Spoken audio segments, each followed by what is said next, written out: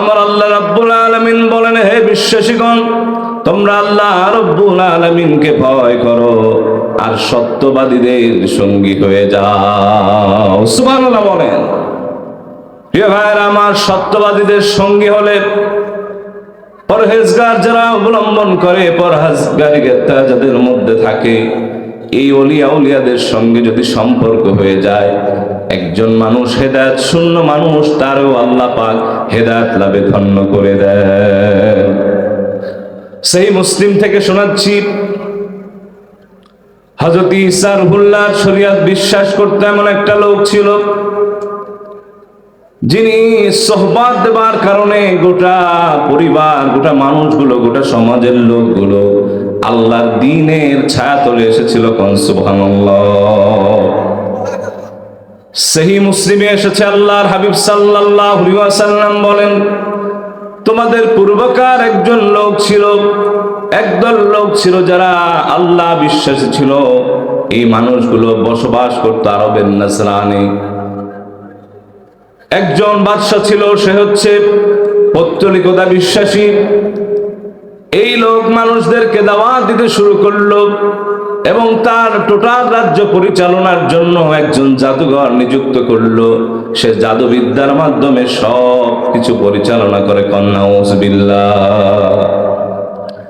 রাসূলুল্লাহ বলেন, ওই জাদুকর যখন বৃদ্ধ হয়ে গেল, শেষ বয়সে উপনীত হয়ে গেল, রাজাকে ডেকে বলল, রাজা, ও বাদশাহ, একজন এমন সন্তান আপনি আমাকে দেন যে আমার শাগরিদ হয়ে জাদুবিদ্যার মাধ্যমে আপনার রাজ্য পরিচালনা করবে।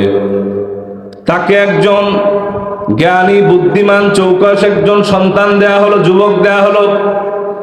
তাকে এই জাদুবিদ্যায় পারদর্শী করবার জন্য জাদুকর বিভিন্ন ক্ষণ লগনে তাকে প্রশিক্ষণ দিতে লাগলো। এই জায়গা থেকে যখন যায়, ওই সন্তান মাঝখানে একজন ওলি, রাহেব, দরবেশের পরিচয় পেয়ে গেল। সুবহানাল্লাহ।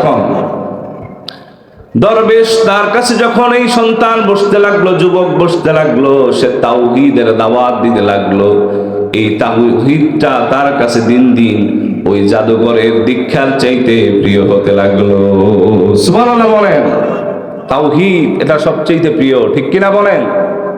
প্রিয় ভাইরা আমার, ওই যুবক এখন আর জাদুকরের কাছে ঠিক মতো সময় মতো যায় না, সবচেয়ে বেশি সময় ব্যয় করে এই রাহেব তথা দরবেশের কাছে। একদিন জাদুকর ধরে তার আচ্ছা মতো পিটালো। এই কথাটা আবার বলল সেই দরবেশের কাছে। ওই যুবক বলল, আমি তার কাছে যখন যেতে দেরি করি, সে তো আমারে মারধর করে, আমি কি করব? সে একটা বুদ্ধি শিখায় দিল, ও যুবক, তুমি শুনে রাখো, যখন জাদুকর তোমার জিজ্ঞাসা করবে, তুমি বলবা বাড়ির থেকে আসতে দেরি হয়েছে। আবার বাড়ি যখন জিজ্ঞাসা করবে এত সময় কই ছিলা, তুমি বলবা জাদুকরের কাছে ছিলাম। আল্লাহু আকবার বলেন। প্রিয় ভাইরা আমার, আল্লাহর হাবিব সাল্লাল্লাহু আলাইহি ওয়াসাল্লাম বলেন, হাদিসে মুবারাকাত, রাসূল করিম সাল্লাল্লাহু আলাইহি ওয়াসাল্লাম ইরশাদ করেন, এভাবে চলতে লাগলো কিছুদিন। একদিন ওই সন্তান যাচ্ছিল জাদুবিদ্যা শিখবার জন্য, অথবা এই যে পাদ্রী তথা রাহেবের কাছে, দরবেশের কাছ থেকে যাচ্ছিল দীক্ষা শিক্ষা নিয়ে। পথ যখন অতিক্রম করতে লাগলেন, দেখতে পেলেন একটা হিংস্র প্রাণী গোটা রাস্তা জুড়ে আছে। কোন মানুষ ডানেও যেতে পারে না, বামেও যেতে পারে না, সামনেও যেতে পারে না, পিছনেও যেতে পারে না। সেই সময় তিনি বললেন, আজ আমার মাহেন্দ্রক্ষণ এসেছে, আজ আমি পরীক্ষা করব আল্লাহর কাছে কি জাদুকর প্রিয় না দরবেশ প্রিয়। আল্লাহু আকবার বলেন। সে হাতে একটা পাথর নিল আর বলল, মালিক আল্লাহ, এই জাদুকরের চাইতে যদি তোমার কাছে রাহেব তথা পাদ্রী দরবেশ যদি প্রিয় হয়, আমি এই পাথর নিক্ষেপ করব হিংস্র প্রাণীর উপরে, তুমি তারে মারার ব্যবস্থা করবা। যখনই পাথর নিক্ষেপ করলো, সঙ্গে সঙ্গে হিংস্র প্রাণীটা মারা গেল। চিল্লায় এখন সুবহানাল্লাহ। বালকের কারামত দিক থেকে দিগন্তরে ছুটে পড়ল। সবাই মনে করলো এই বালকের মধ্যে কি যেন আছে, এক্সট্রা একটা পাওয়ার। আল্লাহ পাক তাকে এমন এক মর্যাদা দিয়েছেন, এমন কিছু দান করেছেন, যখন সে মানুষের চোখের উপরে হাত বুলায় জন্ম অন্ধ আল্লাহ পাক ভালো করে দেন। কুষ্ঠরোগী হাজার হাজার ডাক্তারের কাছে গিয়েছে, কোনোভাবে ভালো হয় না। যখন ওই সন্তানের হাত থেকে তার জন্য আল্লাহর দরবারে দোয়া ওঠে, হাত আসমানে ওঠে, সঙ্গে সঙ্গে আল্লাহ পাক কুষ্ঠরোগী ভালো করে দেয়। এই খবর ছড়িয়ে গেল দিক থেকে দিগন্তরে। ওইদিকে এই বিস্ময়কর বালক, তার যে মনিব রয়েছে, তার যে শিক্ষক রয়েছে, সে দরবেশের কাছে টোটাল বিষয়টা খুলে বলল। দরবেশ বলল, বৎস, তোমার উপরে বড় ধরনের পরীক্ষা আসবে। তুমি যা হোক, যত পরীক্ষা নিরীক্ষা হোক না কেন, তুমি আমার কথা কোনোদিন বলবে না, আমারে গোপন রাখবা। ওইদিকে ওই রাজার একজন মন্ত্রী, সে অন্ধ হয়ে গেল, পূর্বে তার দৃষ্টিশক্তি ছিল। এই লোক বলতে লাগলো, অনেক হাদিয়া নিয়ে এসেছে।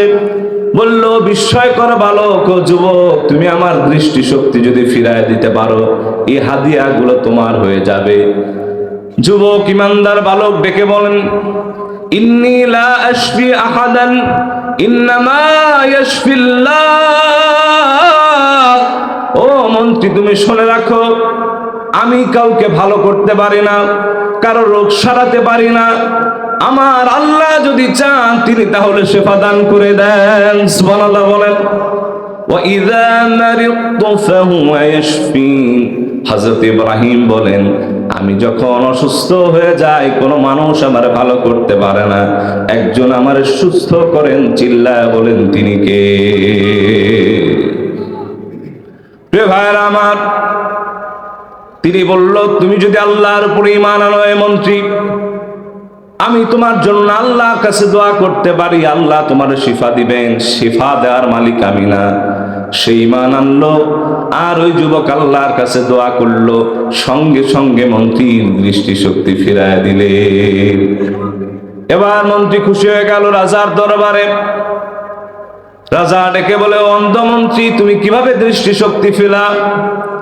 এই দৃষ্টিশক্তি তোমার কিভাবে ফিরলো? কোথায় তুমি এর ট্রিটমেন্ট পেলা?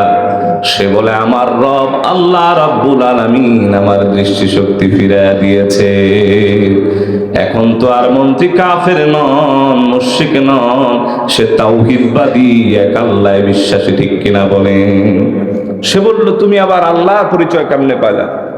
তুমি আমার চাইতে তোমার আর কে রব আছে? তিনি বললেন, তোমার রব আমার রব, তিনি হচ্ছেন আল্লাহ। সবার রব কে? জোরে বলেন না, সবার রব কে?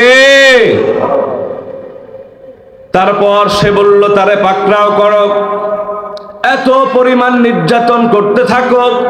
সে যদি ধর্মাবলম্বী থেকে ধর্ম না ছেড়ে কাফের না হয়, আবার পূর্বের ধর্মে না আসে, এত পরিমাণ তারে নির্যাতন করতে থাকো, তাকে আবার পূর্বের ধর্মে ফিরায় নিয়ে আসো। এবার মন্ত্রী বলল, যত পারো আমার শাস্তি দাও, আমি যে তাওহীদের সুদা পান করেছি, এর থেকে এক চুল পরিমাণ পিছপা হব না। তারপর তার জন্য এই সিথির মধ্যে মাথার মাঝখানে ধারালো করা টেনে দুই টুকরা করালো করা চালিয়ে তিনি শহীদ হয়ে গেলেন। শরীরের দুই টুকরা দুই দিকে পড়ে গেল, কিন্তু ঈমান থেকে এক চুল পরিমাণ পিছনে যান না। আল্লাহু আকবার বলেন। এরপরে ধরা হলো, মন্ত্রী তুমি কেমনে পাইলা? কার পরিচয়? তুমি কার পরিচয়ের কারণে তুমি আল্লাহরে শিখলা, রসুল শিখলা?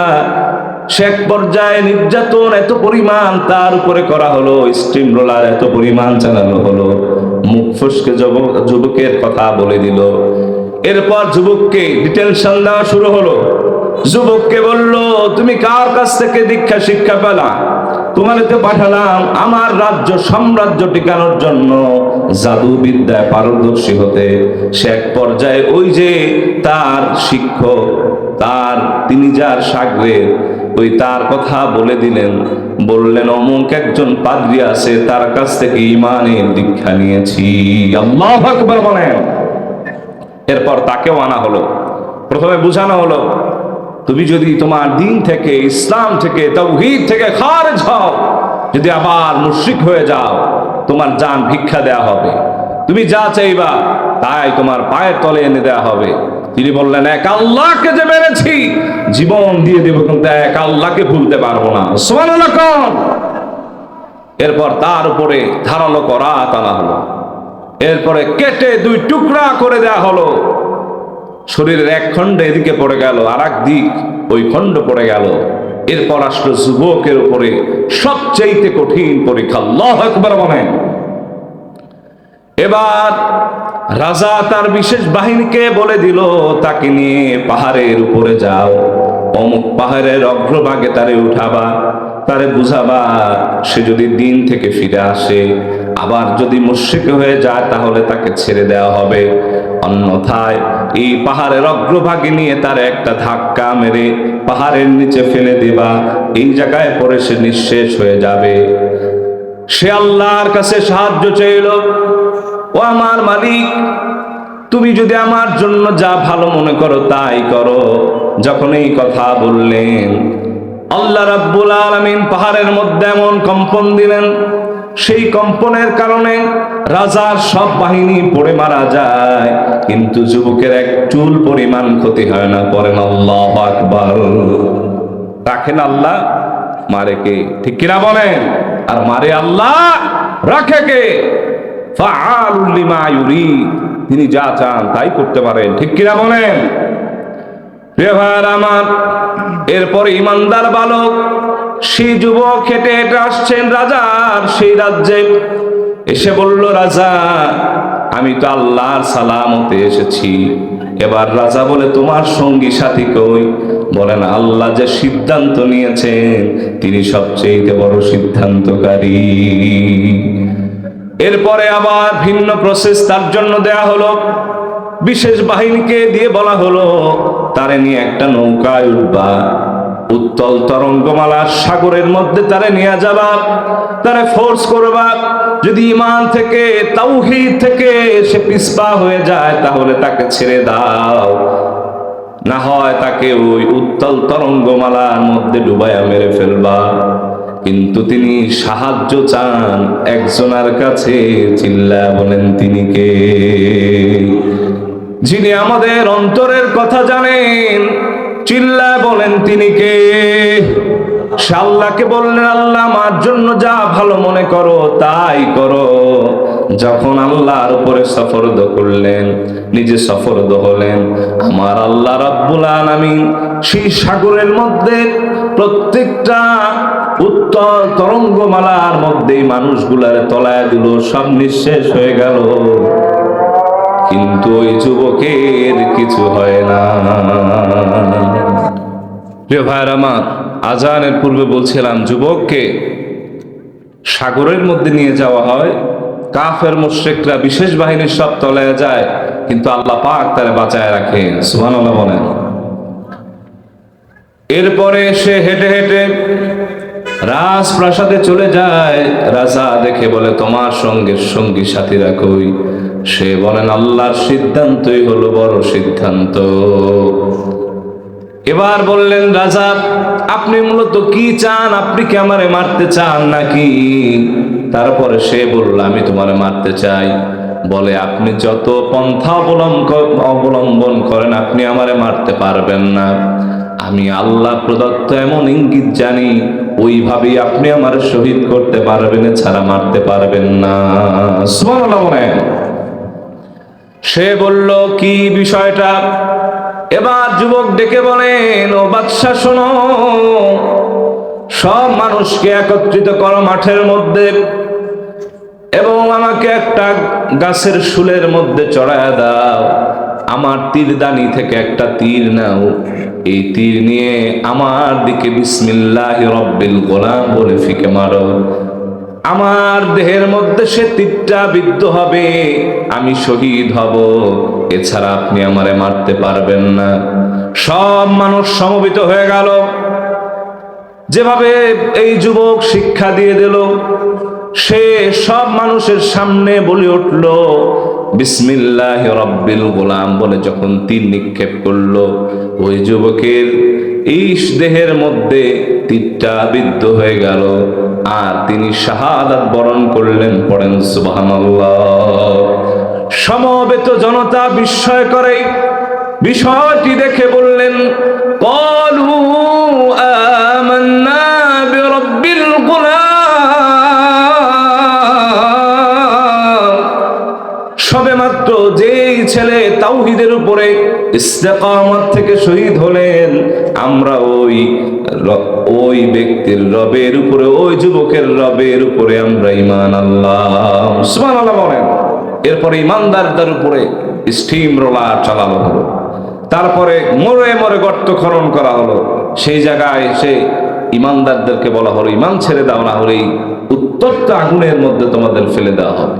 সবাইকে এতেভাবে ভয় দেখানো হলো। কিছু মানুষ ঈমান থেকে দূরে চলে গেল, কিন্তু লাস্ট পর্যায়ে একজন মা এবং সন্তানকে যখন ফালানো হবে, মা চিন্তা করছেন, আমি কি দুগ্ধজাতক সন্তানকে নিয়ে আগুনে পড়ে যাব। তিনি সবর করতে লাগলেন। সন্তান মুখ খুলে বললেন, ইসবিরি ইন্নাকি আলাল হক। হে মা, ধৈর্য ধারণ করো, নিশ্চয় তুমি হকের উপরে আছো। সুবহানাল্লাহ। তুমি আমাকে নিয়ে আগুনের মধ্যে ঝাঁপ দেওয়ার পরও আর আমরা শহীদ হয়ে যাবো। কারণ সুবহানাল্লাহ। তাহলে সোহবতে থাকলে, সালেহিনদের সঙ্গে থাকলে একজন মানুষ তিনি প্রকৃত দীক্ষা শিক্ষা পেয়ে আল্লাহর ওলিতে পরিণত হতে পারে। ঠিক কিনা বলেন? আল্লাহ আমাদের বোঝার ও আমলের তৌফিক দান করুন। আমিন। একটু মোনাজাত করে আল্লাহুম্মা আমিন। ربنا ظلمنا أنفسنا وإن لم تغفر لنا وترحمنا لنكونن من الخاسرين رب العالمين।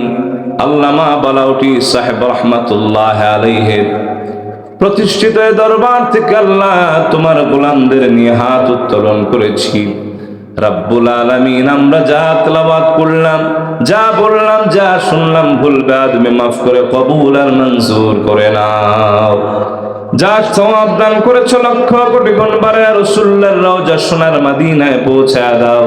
নবীজির সাহাবায়ে কেরাম রিদওয়ানুল্লাহি তাআলা আলাইহিম আজমাইন তাদের আরওয়াহ পাকের হাদিয়া পৌঁছায় দাও। ইসলামের ঝান্ডা উড্ডীন করতে গিয়ে আল্লাহ যত শহীদ হলেন, গাজী হলেন, প্রত্যেক আল্লাহ শহীদ গাজীগণদের রূহ মুবারকে আর হাদিয়া পৌঁছায় দাও। আল্লাহ বিশ্বের আনাচে কানাচে তোমার মুহিব্বিন আউলিয়া আউলিয়া গাউস কুতুব পীর মাশায়েখ যারা শহীদ, আল্লাহ তাদের রূহ মুবারকে আর হাদিয়া পৌঁছায় দাও। আল্লাহ দয়া করে মায়া করে হযরত শাহজালাল রহমাতুল্লাহ আলাইহি কদমে আর হাদিয়া পৌঁছায় দাও। আল্লাহ ফুলতুলি সাহেব রহমাতুল্লাহ আলাইহির রূহ মুবারকে হাদিয়া পৌঁছায় দাও। আল্লাহ খাস করে বালাউটি সাহেব রহমাতুল্লাহ আলাইহির রূহ মুবারকে হাদিয়া পৌঁছায় দাও। আমাদের পিতামাতা, দাদা দাদি, নানা নানি, শ্বশুর শাশুড়ি, আত্মীয় স্বজন সবার রুহে আর হাদিয়া পৌঁছায় দাও।